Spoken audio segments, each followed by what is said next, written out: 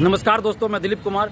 दोस्तों, ऐसा लग रहा है कि बीपीएससी द्वारा मेरे खिलाफ अब षड्यंत्र किया जा रहा है और मेरी आवाज को बंद करने का प्रयास बीपीएससी द्वारा किया जा रहा है। बीपीएससी के द्वारा मेरे ट्विटर यानी एक्स सोशल अकाउंट को ब्लॉक करवाने के लिए साइबर थाना पटना को आवेदन दिया गया और बीपीएससी उस आवेदन में ये कह रही है कि दिलीप कुमार के ट्विटर एक्स सोशल अकाउंट को ब्लॉक करते हुए कार्रवाई की जाए।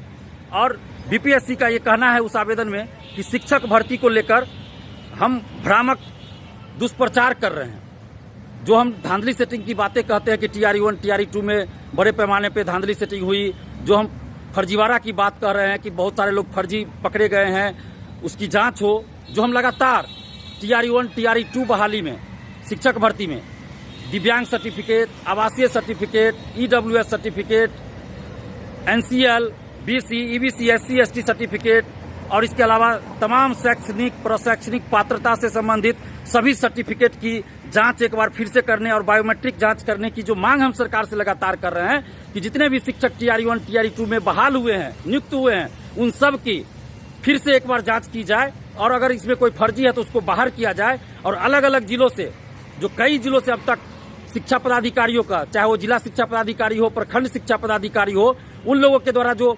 आधिकारिक रूप से लेटर जारी हुआ है, उस लेटर का जो हम जिक्र करते हैं कि शिक्षक भर्ती में इतना फर्जीवाड़ा क्यों हुआ, इसकी जांच हो और जो लोग इसमें दोषी हो उस पर कार्रवाई की जाए और दिव्यांग सर्टिफिकेट की जांच हो, दिव्यांगता की जांच हो, जो हम बार बार मांग कर रहे हैं।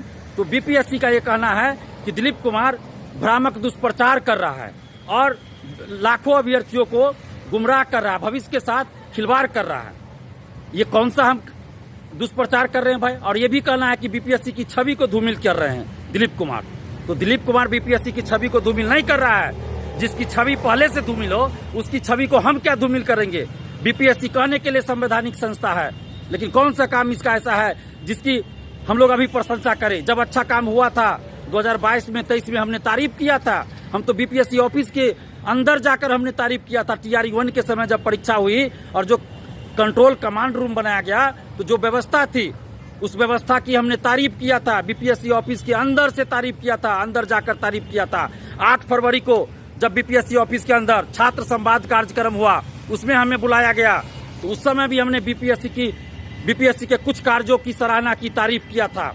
तो जहां बीपीएससी हो या कोई भी भर्ती आयोग हो या कोई भी सरकार हो, जहां अच्छा काम होता है हम तारीफ करते हैं, लेकिन जहां गलत काम होगा हम विरोध करते हैं और आगे भी विरोध करेंगे। और आज भी हम कर रहे हैं। बीपीएससी जो षड्यंत्र कर रही है कि दिलीप कुमार की आवाज को बंद कर दिया जाए, जो षड्यंत्र कर रहे हैं कि ट्विटर अकाउंट को ब्लॉक कर दिया जाए और कार्रवाई की जाए, इसके बावजूद भी हम कह रहे हैं अगर बीपीएससी के द्वारा छात्र हित में अभी कोई अच्छा काम किया जाए तो हम उसकी तारीफ करेंगे, बीपीएससी की तारीफ अभी भी करेंगे।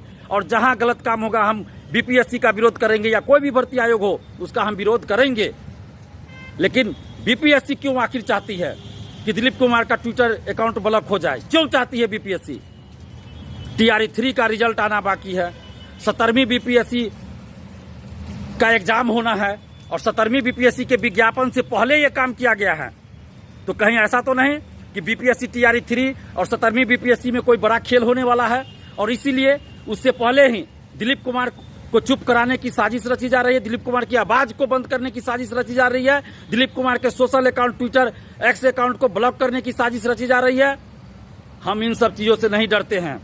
15 दिन जेल में भी रहे हैं, सच्चाई के रास्ते पे चलते हैं, ईमानदारी से काम करते हैं।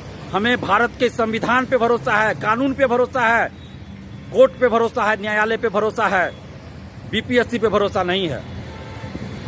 बीपीएससी अपनी छवि सुधारे, बीपीएससी अपनी कार्यशैली में सुधार लाएं, अभ्यर्थियों के साथ न्याय करे।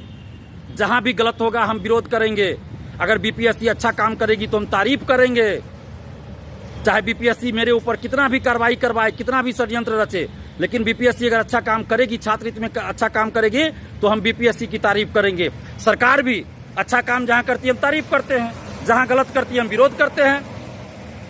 तो आगे भी हमारा ये जारी रहेगा। हम डरने वाले बीपीएससी की धमकियों से या किसी के भी धमकी से हम डरने वाले नहीं है। जो बीपीएससी अपनी कार्यशैली में सुधार लावे।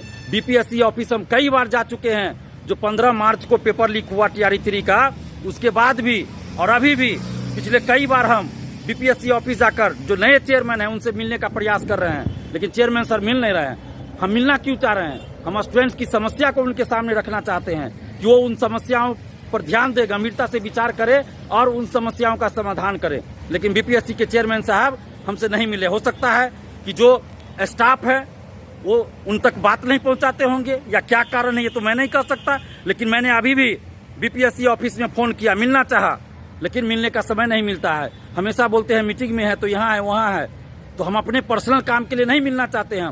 छात्रों की समस्या हम बताना चाहते हैं ताकि उसका समाधान हो। और हम तमाम छात्र छात्राओं से अपील कर रहे हैं कि आप लोग एकजुट रहिए। आज देखिए दिलीप कुमार के ट्विटर अकाउंट को ब्लॉक करने का प्रयास किया जा रहा है बीपीएससी के द्वारा। दिलीप कुमार की आवाज को बंद करने का प्रयास किया जा रहा है। दिलीप कुमार क्या अपने लिए आवाज उठा रहा है? दिलीप कुमार बिहार के लाखों छात्र युवाओं के लिए आवाज उठाता है, भ्रष्टाचार के खिलाफ आवाज उठाता है, धांधली सेटिंग के खिलाफ आवाज उठाता है, पेपर लीक के खिलाफ आवाज उठाता है।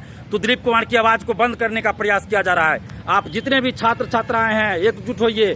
अभिभावक गणों से अपील कर रहे हैं, बुद्धिजीवियों से अपील कर रहे हैं कि आप लोग एकजुट होइए और एकजुट होकर भ्रष्टाचार के खिलाफ, धांधली सेटिंग के खिलाफ, अन्याय के खिलाफ आवाज बुलंद कीजिए।